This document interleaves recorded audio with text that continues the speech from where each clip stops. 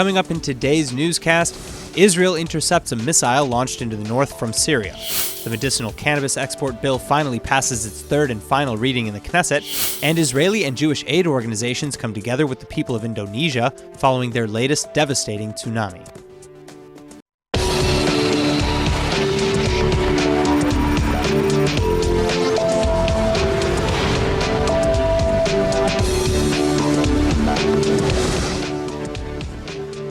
Israeli air defense systems were activated in central Israel on Tuesday night against a missile fired from Syria. The Israeli Defense Forces said that there was no damage and no injuries reported.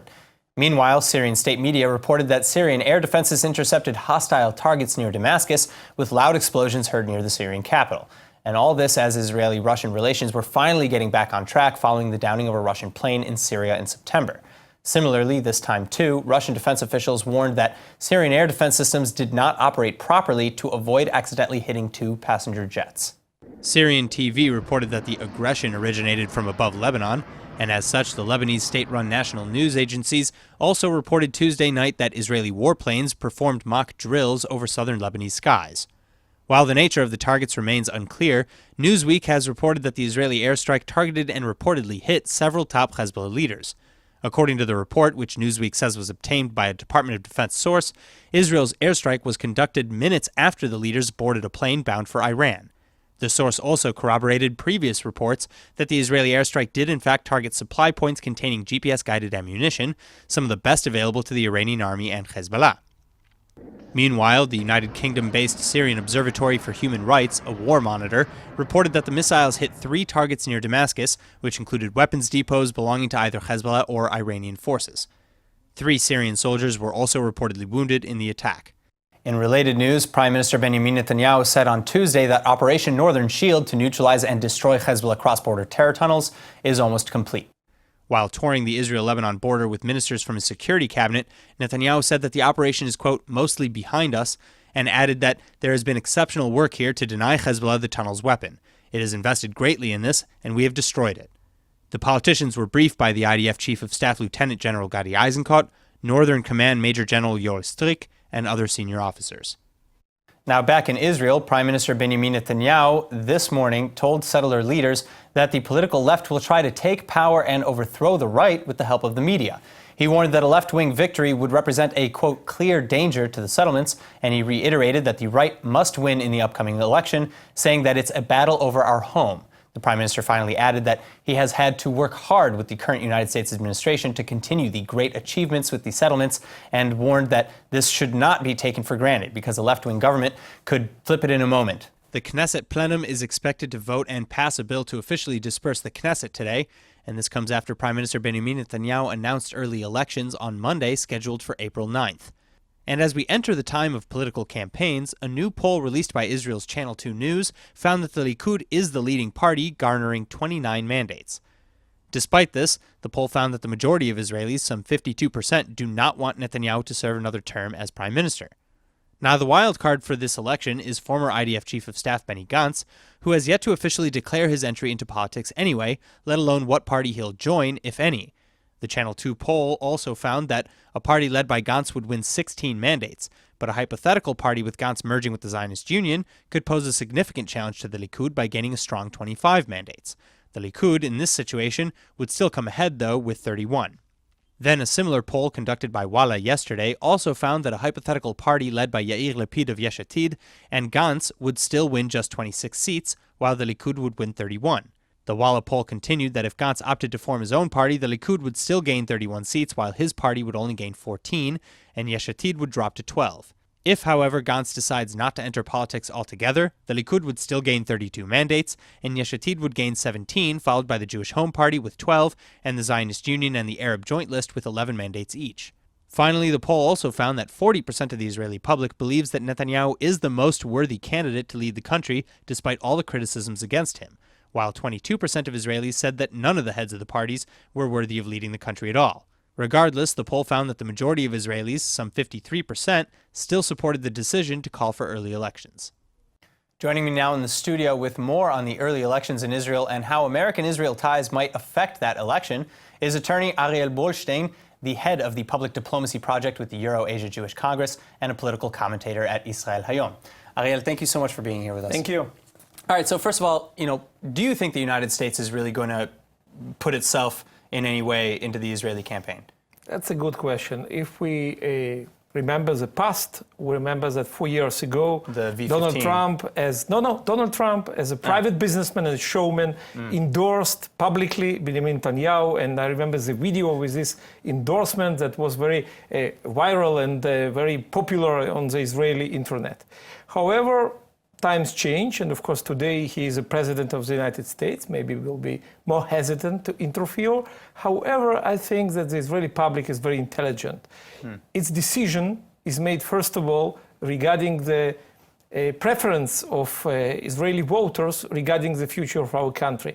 And of course, first question is the security. The majority, as we know, supports the right-wing camp because they understand that the way of going back and moving settlements and giving the territory to terrorists is not a good path. So you don't think that the Trump administration or the White House would have any problem coming out and publicly supporting a candidate during the election? That definitely can happen. However, that will be only the strengthening of the current strong position of the Prime Minister Netanyahu. Sure. Because knowing that international leaders like President Trump consider him as a very important figure is, of course, another interesting point for Israeli voter. Okay, so now I mentioned it a little bit earlier, but the V15 campaign, which we found years ago during the last election, was funded by American tax dollars through the Obama administration. It was actually against Netanyahu. Do you think that that campaign may have even potentially emboldened future presidents to take sides? Not necessarily. I think that the bond between Prime Minister Netanyahu and the US President Donald Trump is very strong, not because of the fact that 4 years ago another American president tried to impose somebody else, just because they are worldview. And of course, the view of the Middle East is very similar.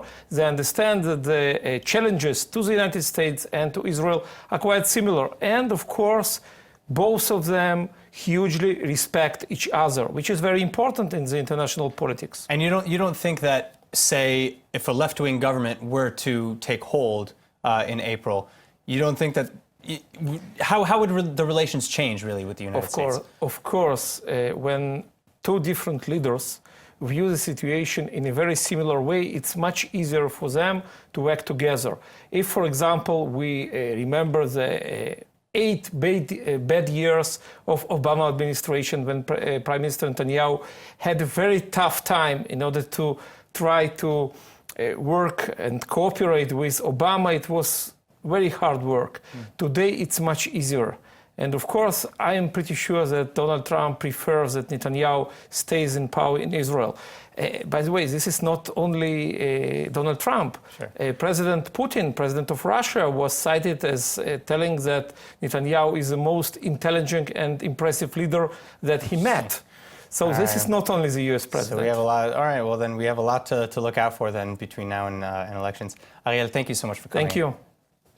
All right, moving on. A Palestinian man was shot and moderately wounded earlier on Wednesday when he allegedly attempted a car ramming attack in the West Bank. He was treated at the scene by IDF forces and then taken to the Rabin Medical Center in Petah Tikva. Thankfully, no other injuries were reported, though 3 Israeli civilians at the scene were treated for shock.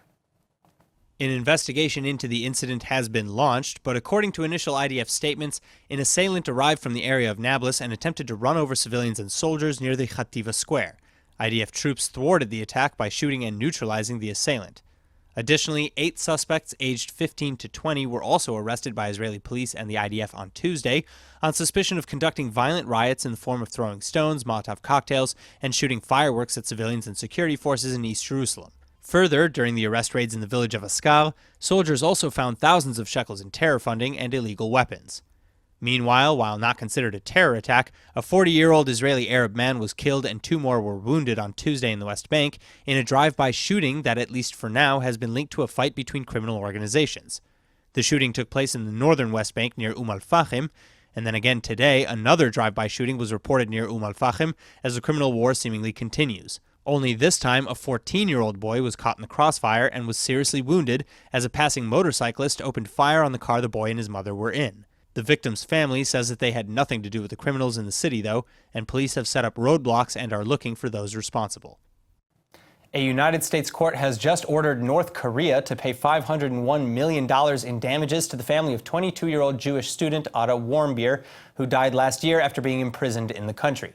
The Warmbier family had actually asked for $1.05 billion in punitive damages in their lawsuit filed in April, but at the end, Washington, D.C. District Judge Beryl Howell awarded them roughly half the amount asked. Prior to his death, Otto Warmbier, the victim, was taking part in a study abroad program, and he was visiting North Korea with a tour group. But while there in January 2016, he was accused of trying to steal a propaganda poster and was imprisoned for nearly a year and a half, during which time he suffered severe brain damage. It was later concluded that he was most likely severely tortured, though no major physical signs of trauma were detected on his body. Now, Warmbier was eventually returned home to his family in June 2017, but he was comatose and he died in the hospital just a few short days later. Finally, unfortunately, as there is no real mechanism to force North Korea to pay the damages, the ruling is mostly symbolic. Still, Fred and Cindy Warmbier, Otto's parents, welcomed the decision. In the final moments of the Knesset before its vote to disband today, the Israeli parliament still managed to push through the medical marijuana export law proposed by Likud MK Yoav Kish. The bill is an amendment to the Dangerous Drugs Ordinance and has now passed its third and final reading with 21 votes in favor and 0 votes against. It only needs final approval by the cabinet to be enacted now, though it is highly expected to pass through the cabinet, barring a veto from the prime minister. If passed, the export law will oblige a budget to formulate and regulate Israeli policy on the export of medicinal cannabis, and it'll give the health ministry the ability to oversee and issue cannabis business and export licenses. The police will then be in charge of submitting an official opinion on each license applicant, good, bad, or however, even if the police simply say that there's not sufficient evidence to form an opinion at all. Foreign investors will also be subject to licensing investigations, and violators could face a 75,000 shekel fine and up to 2 years in prison. Still, if approval is given by the cabinet, exports are expected to begin within 6 to 8 months. The Israeli cannabis industry is lauding the decision, but warns that the final action must be made quickly so as not to hinder the market any further.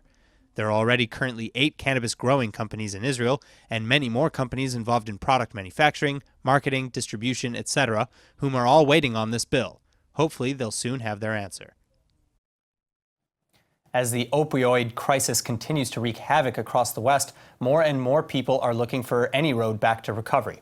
Well, for the last 12 years, my next guest has been trying his best to help those who suffer from addiction. Please welcome Mervyn.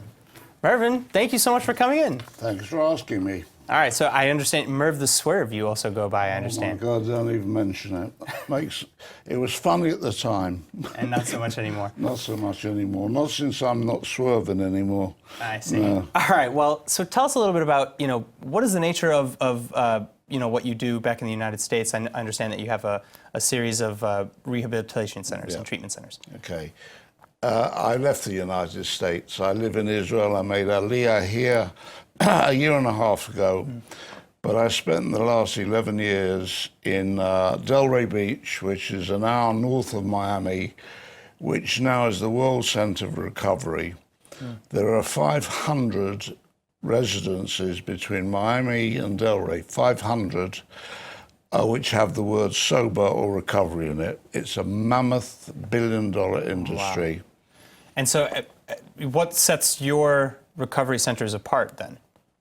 Well, a couple of things. First of all, I myself am a recovering alcoholic addict, 33 years sober. A lot of the people that run these places are business people, do not understand the nature of what they're dealing with.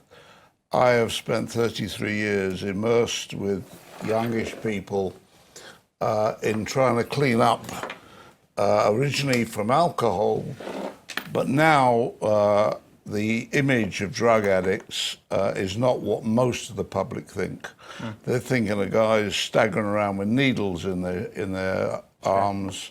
It's much more likely to be a packet in their bathroom that their parents are not even aware of, with fancy names like Vicodin, Oxycodone, etc. So that's pretty much what's going on. So okay, so you're coming really from a background of addiction yourself. You understand the issue. Yes. And in the United States, I understand the difference really between, from speaking to you earlier, with the United States versus here is recidivism, is going back to the drugs. Yes.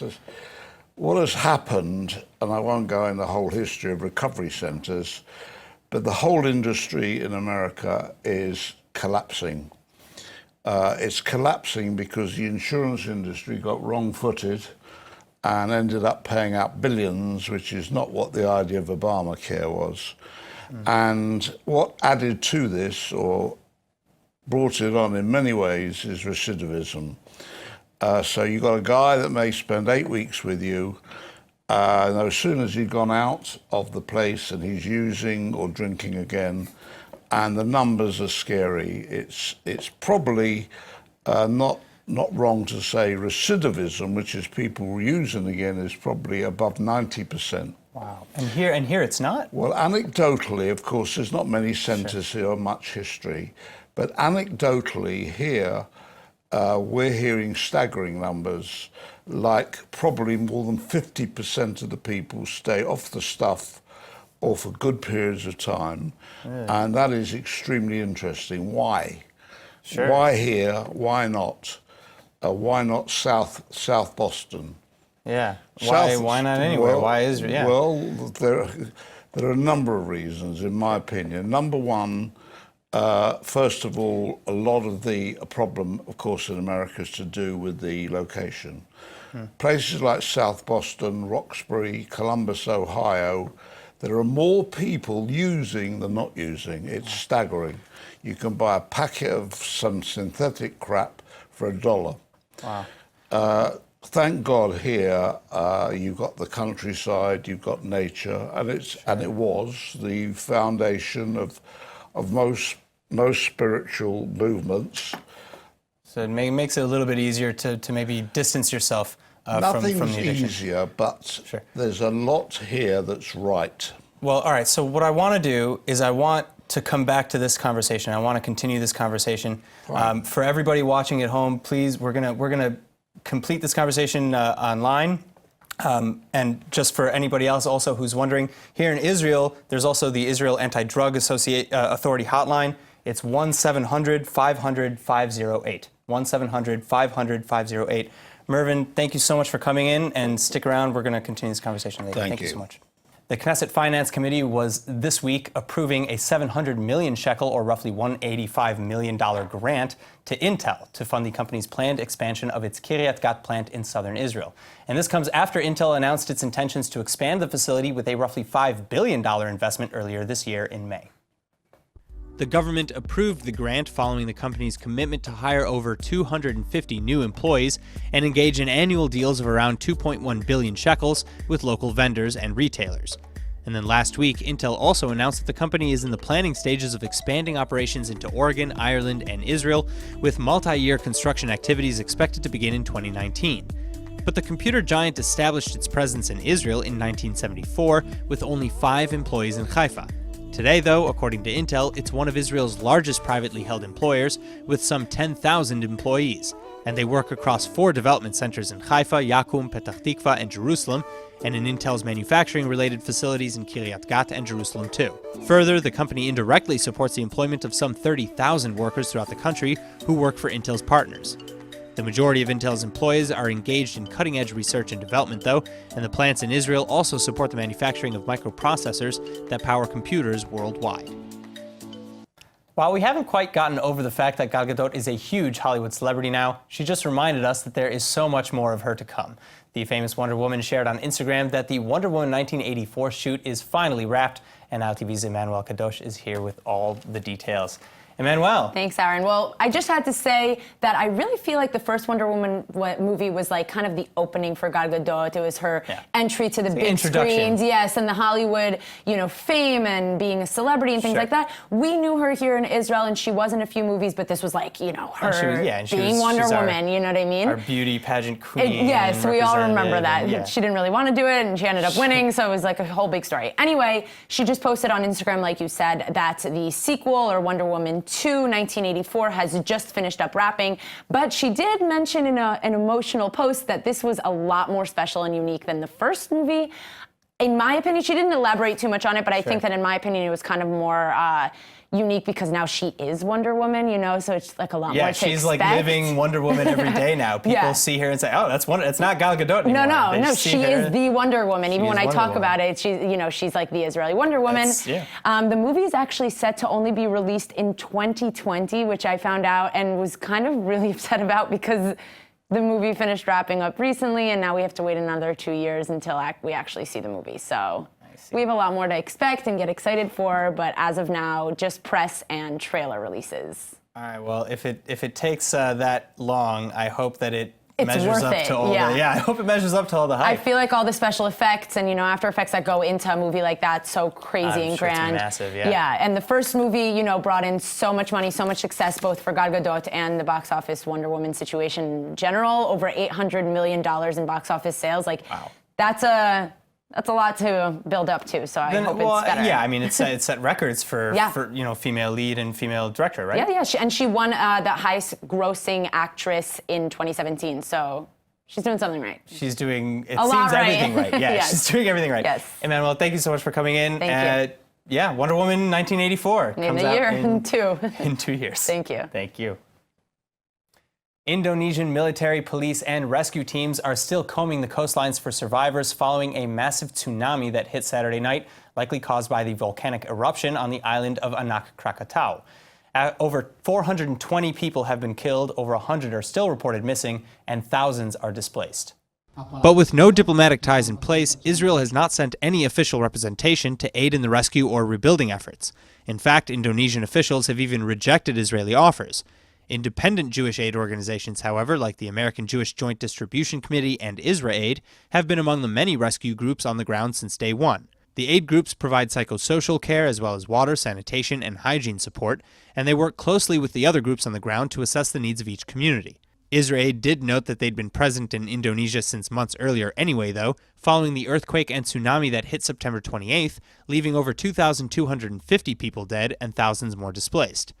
Similarly, the JDC has been in Indonesia since 2004, after the Indian Ocean tsunami killed nearly 250,000 people.